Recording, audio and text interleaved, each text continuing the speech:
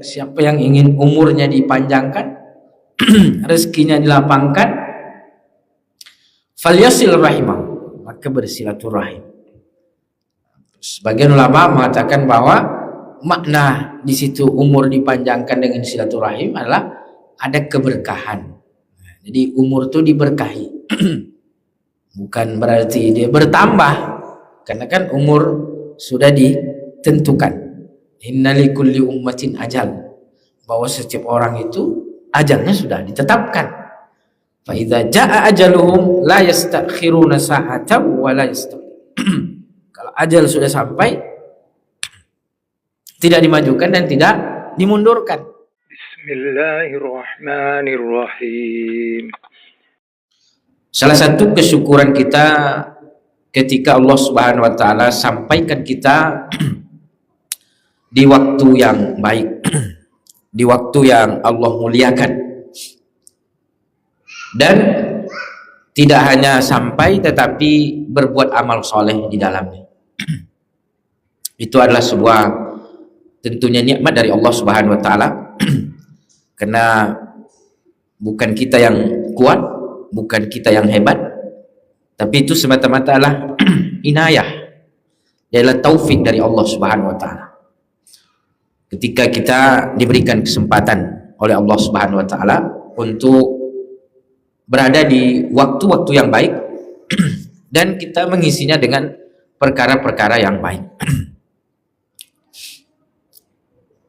Dan juga itu menunjukkan tentang nikmat Allah terhadap kita dalam mengisi umur. Dan kita berharap umur yang diberikan oleh Allah Subhanahu wa taala adalah umur yang berkah. Karena kita senantiasa meminta keberkahan kepada Allah Subhanahu wa taala. Ya Allah, berkahilah kami dalam keluarga kami. Berkahilah kami dalam rezeki yang Kau berikan. Berkahilah kami terhadap anak keturunan yang Kau berikan. Berkahilah kami terhadap umur yang Kau anugerahkan. Nah, berkahnya umur itu adalah ketika kita mengisi dengan hal-hal yang baik. Ketika umur bertambah, bertambah pula kebaikan. Inilah keberkahan yang sangat luar biasa. Dan Nabi SAW bersabda, khairun nasi man tala umruhu wa hasuna amalu. Sebaik-baik manusia itu adalah mereka yang amalnya baik, umurnya panjang, amalnya baik. Khairun nasi man tala umruhu wa hasuna amalu.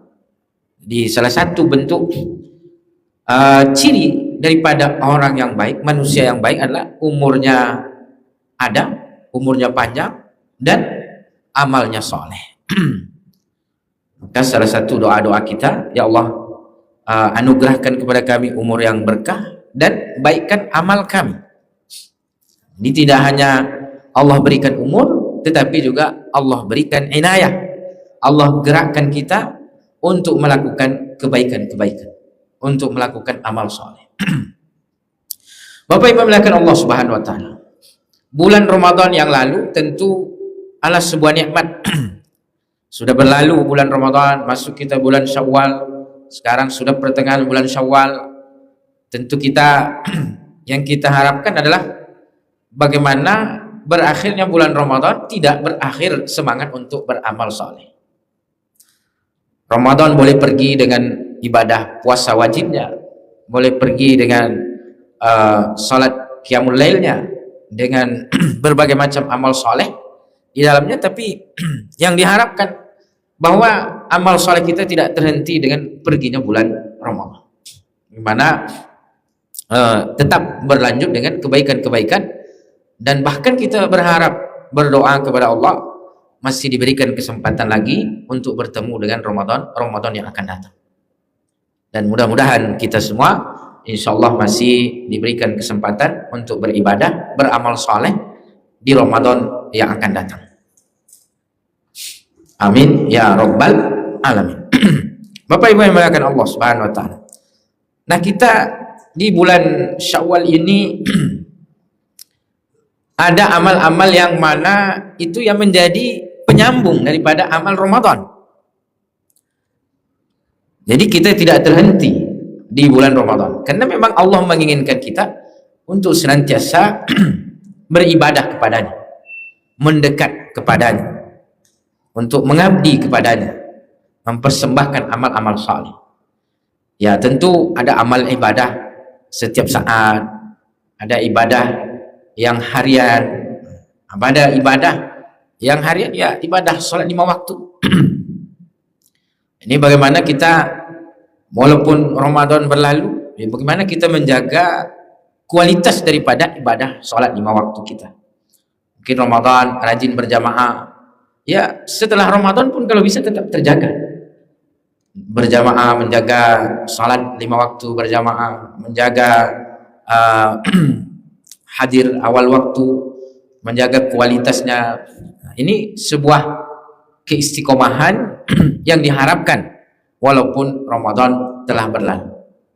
Dan kata Nabi SAW, khairul a'mali adwamuha, ahabbul a'mali ilallahi, salah satu di antara amalan yang sangat dicintai oleh Allah Subhanahu wa taala, ahabbul a'mali ilallah, salah satu amal saleh yang sangat dicintai oleh Allah, yaitu adalah adwamuha, yaitu continue, istiqomah.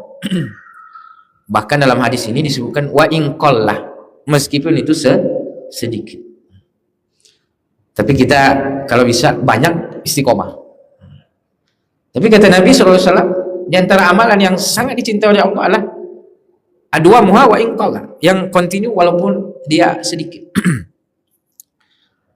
Maka bagaimana kita menjaga amal-amal harian dengan baik? Itu ada juga tilawah, baca Quran yang tidak hanya terikat dengan bulan Ramadan saja, tapi juga kita bisa menjalankannya kapan saja. Karena memang Al-Quran itu adalah sebagai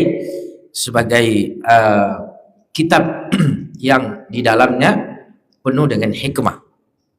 Membacanya adalah sangat berpahala.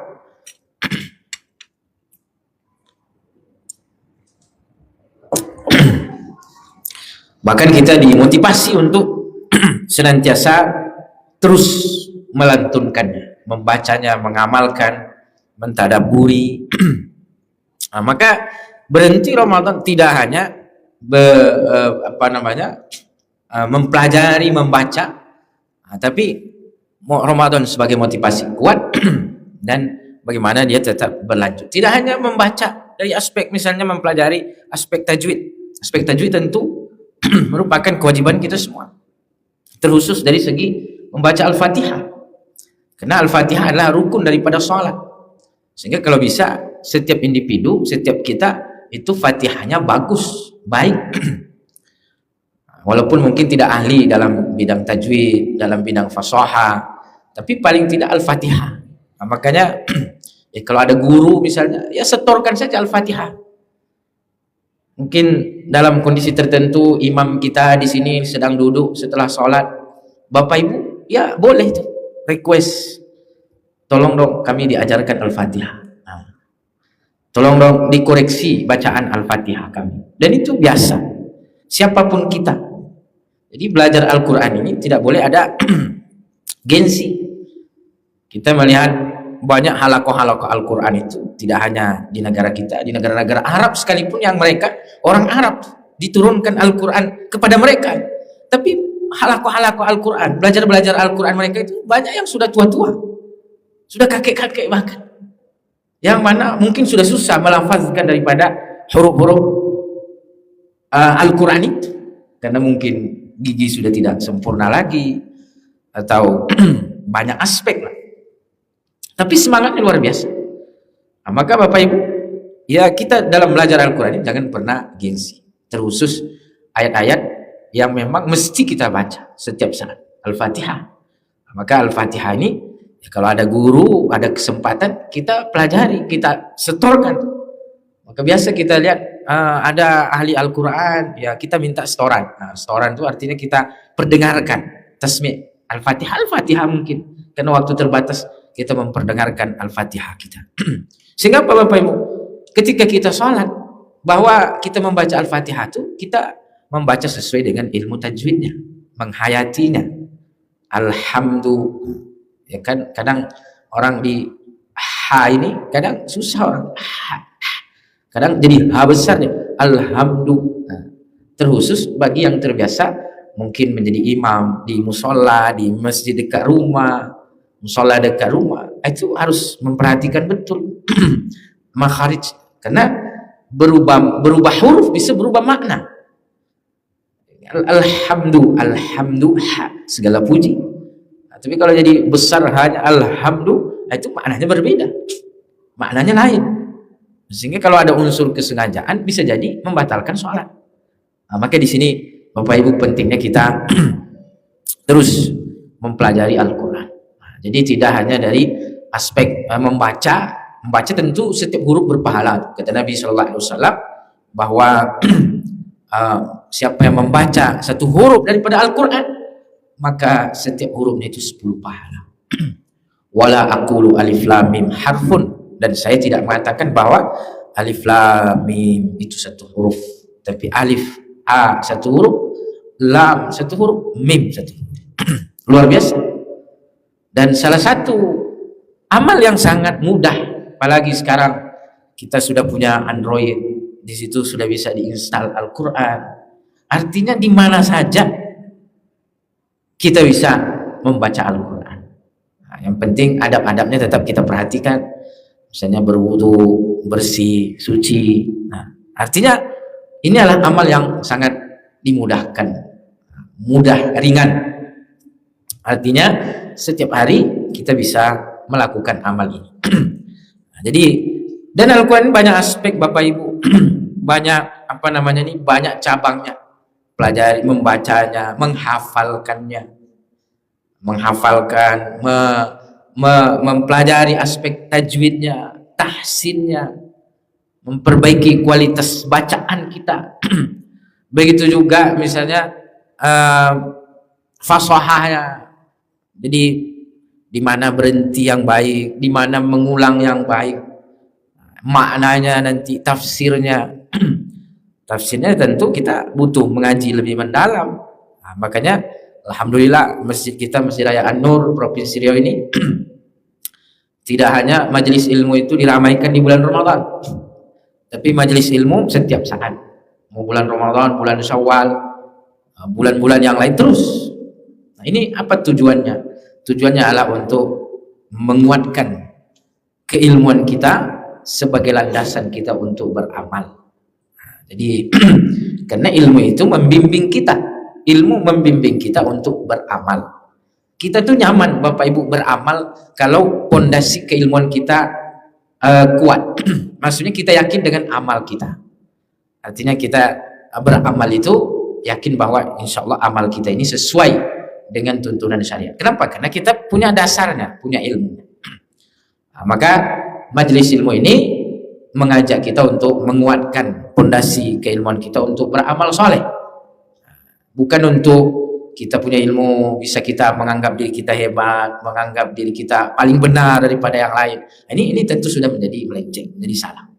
Majelis ilmu ini adalah bagaimana kita memahami makna-makna Al-Quran, makna-makna hadis Nabi, tentu sesuai dengan penjelasan para ulama kita. Maka salah satu ciri khas daripada majelis ilmu di masjid ini, Masjid Raya An-Nur, itu adalah berbasis kitab. Nah, kenapa? Karena ya bagaimana agar pemaknaan daripada Al-Quran, ayat Al-Quran dan hadis itu mengacu kepada pandangan-pandangan para ulama, bukan mengacu pada pemahaman sendiri yang mana itu sangat rentan, bisa jadi salah dipahami sehingga menimbulkan fitnah. Bapak Ibu yang dimuliakan Allah Subhanahu wa taala. Begitu juga dengan salah satu yang disunnahkan di bulan Syawal ini, itu ada puasa sunnah, yaitu sittatu Syawal, puasa 6 hari di bulan Syawal. Yang mana puasa ini disebutkan bahwa keutamaannya kasiyamid dahri. Siapa yang puasa bulan Ramadan, summa atba'ahu sittam min Syawal.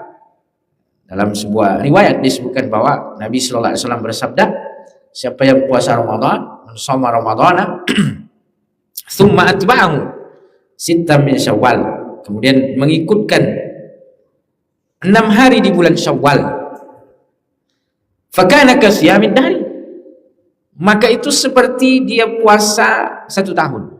Masya Allah, ini luar biasa dari segi keutamaan. Dan Bapak Ibu, di sini ada kemudahan dalam puasa Syawal. Kenapa?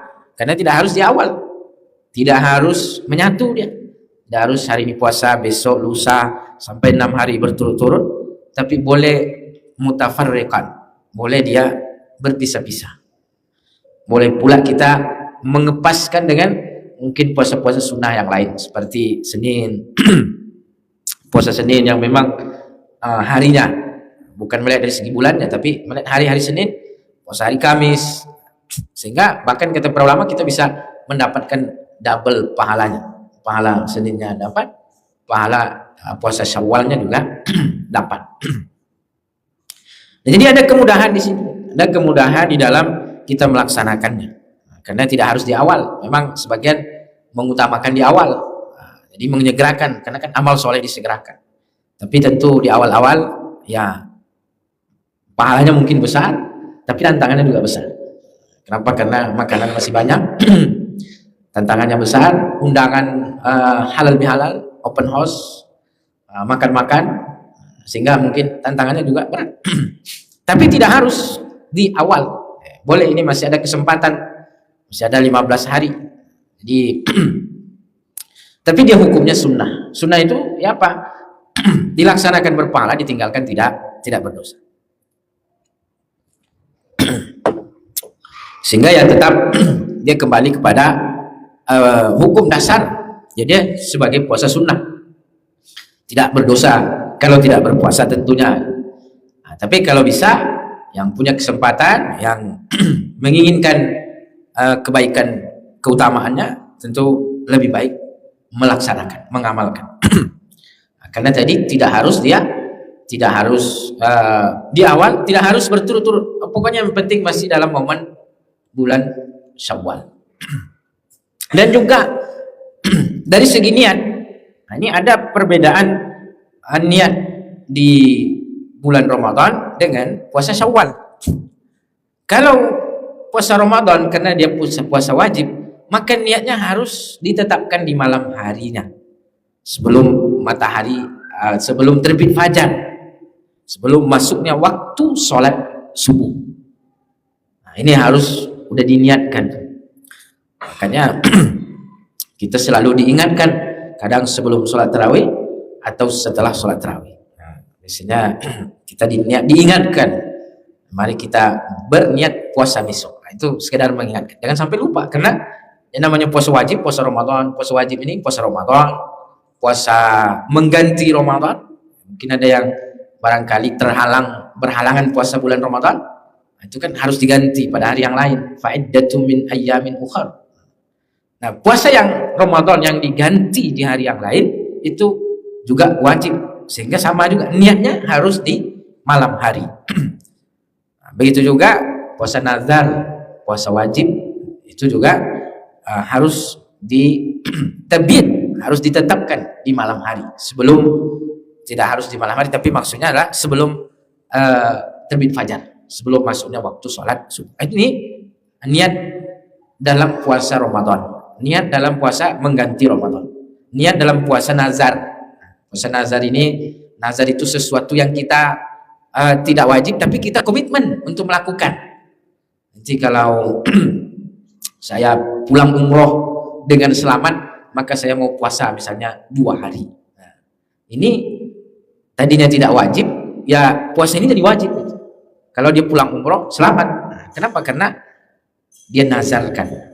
Maka ini juga puasa wajib. Ini model puasa seperti ini, Bapak Ibu, puasa yang model begini ini harus diniatkan di malamnya. Kenapa? Karena puasa wajib. Nah, tapi kalau puasa sunnah, puasa Syawal ini misalnya, ya kita terbangun sudah azan dan kita berniat misalnya ingin puasa, ya sudah, tidak ada masalah. Nah, bahkan sudah pagi pun sudah siang, tapi dengan syarat kita belum makan, belum minum sejak masuknya waktu sholat subuh dan kita ingin puasa, boleh saja. Jadi boleh diniatkan di siang harinya. Ini tentu kemudahan tentunya. Nah, dari mana ini sumbernya kok bisa berbeda? Nah, ini kan ada 2 hadis yang dipakai oleh para ulama dalam masalah ini. Hadis pertama yang mewajibkan Ramadan, niat malam hari bulan Ramadan adalah apa yang disampaikan oleh Nabi SAW, man lam yubayyitin niyya fil lail fala siyama lahu. Siapa yang tidak menetapkan niat di malam hari, maka tidak salah puasanya. Nah, ini konteksnya kata para ulama adalah puasa wajib. Nah, ada juga riwayat Nabi SAW masuk ke Sayyidah Aisyah dan beliau bertanya, itu sudah pagi. Nabi bertanya, ada makanan? Sayyidah Aisyah bilang, tidak ada. Lalu Nabi bilang, kalau begitu saya puasa. Nah, ini konteksnya adalah puasa sunnah. Sehingga Bapak Ibu kalau untuk puasa sunnah ini boleh tidak menetapkannya di malam hari. Jadi ada kemudahan tentu dalam melaksanakan. Bapak Ibu yang dimuliakan Allah Subhanahu wa taala. Nah, begitu juga dalam membatalkan. Kalau tadi terkait dengan niat, tapi tentu meniatkannya ya bagus juga. Puasa sunnah ini diniatkan di malam hari, ada bagusnya juga. Begitu juga kalau sahur kan lebih bagus. Karena sahur ini menguatkan kita dalam ibadah puasa terutama. Karena kita berpuasa dianjurkan untuk tetap punya semangat. Nah, jadi berpuasa ini jangan menjadi malas, menjadi berkurang kreativitasnya, terutama dalam menjalankan amanah yang punya tanggung jawab pekerjaan. Nah, nanti karena puasa sunnah misalnya jadi berkurang keaktifannya, nah, itu tentu menjadi tidak baik. Nah, tentu nanti bisa jadi yang disalahkan puasanya yang disalahkan, padahal kan bukan puasanya yang salah. Kalau kita puasa dan sahur kan menguatkan kita untuk tetap beraktivitas sebagaimana biasanya, menjalankan tugas-tugas kita dengan baik. Jadi jangan pula dengan puasa sunnah mengurangi aktivitas, mengurangi kreativitas tanggung jawab kita sebagai yang diberikan amanah. Bapak Ibu dimuliakan Allah Subhanahu wa taala. Jadi bagaimana tetap juga dalam puasa sunnah ini tetap berniat di malam hari, kemudian juga tetap sahur. Nah, itu untuk menguatkan dalam kita berpuasa. Namun demikian, kalaupun sudah diniatkan di siang hari ternyata ada faktor misalnya yang menyebabkan kita ya mungkin sebaiknya membatalkan, ya tidak apa-apa. Di kata para ulama, membatalkan puasa sunnah itu tidak wajib diganti. Nah, kita udah puasa sunnah, puasa Syawal udah jalan separuh, ternyata kita ada tamu dari jauh, ya mungkin kurang enak kalau kita tidak melayani makan misalnya. Maka di situ boleh kita batalkan dan tidak wajib kita ganti. Tapi kan untuk mendapatkan kesempurnaan Syawal tetap kita puasa di hari yang lain. Tapi maksudnya kalaupun kita batalkan tidak ada kewajiban untuk mengganti di hari yang lain. Nah, ini tentu adalah kelonggaran di dalam ibadah puasa sunnah tadi. Bapak Ibu yang dimuliakan Allah Subhanahu wa taala. Dan ini masih ada kesempatan yang sudah selesai, Masya Allah, itu luar biasa. Nah, tapi kita yang masih melaksanakan mungkin atau belum, maka masih ada kesempatan yang baik, sekitar setengah bulan lagi. Masih ada bulan Syawal, yang mana ini menjadi kesempatan bagi kita untuk melaksanakan puasa Syawal. Berikutnya Bapak Ibu, kita terbiasa di bulan Syawal ini ada istilah halal bihalal. Halal bihalal. Jadi kalau kita lihat dari segi kata halal bihalal, ini kan ya bahasa Arab sebenarnya, walaupun mungkin dari segi apa makna mungkin agak membingungkan juga, apa sih makna halal bihalal ini kan. Nah, tapi kita tidak melihat daripada mungkin aspek bahasa, tapi kita melihat esensi apa yang dimaksudkan dengan halal bihalal.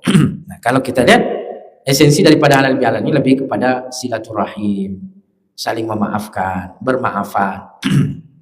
Nah, kalau kita lihat dari segi aspek ini, Bapak Ibu tentu dianjurkan bersilaturahim, itu sangat baik, karena salah satu bahkan yang menjadikan umur menjadi berkah. Maka disebutkan siapa yang ingin umurnya dipanjangkan, rezekinya dilapangkan, falyasil rahimah, maka bersilaturahim. Sebagian ulama mengatakan bahwa makna di situ umur dipanjangkan dengan silaturahim adalah ada keberkahan. Jadi umur itu diberkahi. Bukan berarti dia bertambah, karena kan umur sudah ditentukan. Inna likulli ummatin ajal, bahwa setiap orang itu ajalnya sudah ditetapkan. Fa idza jaa ajaluhum la yastakhiruna sa'atan wa la yastaqdimun. Kalau ajal sudah sampai, tidak dimajukan dan tidak dimundurkan. Maka apa makna daripada silaturahim memanjangkan umur? Silaturahim menjadikan umur itu menjadi berkah. Jadi apa maknanya? Orang yang punya hubungan baik dengan orang, punya hubungan baik dengan keluarga, punya hubungan baik dengan lingkungan, dengan masyarakat, maka tentu dia berkah. Salah satu keberkahannya itu adalah bisa jadi dia sudah tidak ada, sudah meninggal, tapi kebaikan itu dikenang-kenang. Nah itu seolah-olah walaupun dia sudah meninggal, tapi seolah-olah masih hidup di tengah masyarakat. Nah ini kan luar biasa. Orang sudah meninggal tapi seolah-olah dia masih hidup. Yang na'udzubillah, kita masih hidup tapi seolah-olah sudah meninggal. Orang berharap kita tidak ada. Kenapa? Karena orang kesal, orang mungkin ini. Jadi salah satu kebaikan, keberkahan silaturahim itu adalah kita bersosial dengan cara yang baik, sehingga bisa jadi udah meninggal pun dikenang-kenang. Nah, maka dalam sebuah ungkapan kata mutiara dalam bahasa Arab disebutkan bahwa innamal mar'u haditsun liman ba'dah. Setiap orang itu akan menjadi cerita bagi orang setelahnya. Nah, jadi kita ini hidup hari ini, tapi mungkin setelah ini kita menjadi cerita. Kita lihat misalnya hari ini Iran sedang perang. Ya, banyak pemimpinnya berguguran. Pemimpin utamanya gugur. Walaupun sudah tiada, tapi itu disebut-sebut namanya. Walaupun sudah tidak ada, tapi dikenang-kenang perjuangannya, kebaikannya. Bahkan ada yang masih hidup didoakan keburukan. Nauzubillah. Maka ketika hubungan ini terjalin dengan baik, silaturahim dengan baik, bisa jadi dia orangnya sudah tiada, tapi karena kebaikan itu dikenang-kenang, karena setiap orang akan menjadi cerita bagi orang setelahnya. Innamal mar'u haditsun liman ba'da. Setiap orang akan menjadi cerita bagi orang setelahnya. Nah, maka nasihat daripada kata mutiara ini, fakun haditsan hasanan liman wa'a. Kalau bisa, jadilah cerita yang baik. Jadilah buah bibir yang baik. Jadilah cerita yang baik bagi orang yang hidup setelah, bagi orang yang baik. Nah, tentu di sini kebaikan dalam makna bahwa ya memang sesuai dengan tuntunan syariat.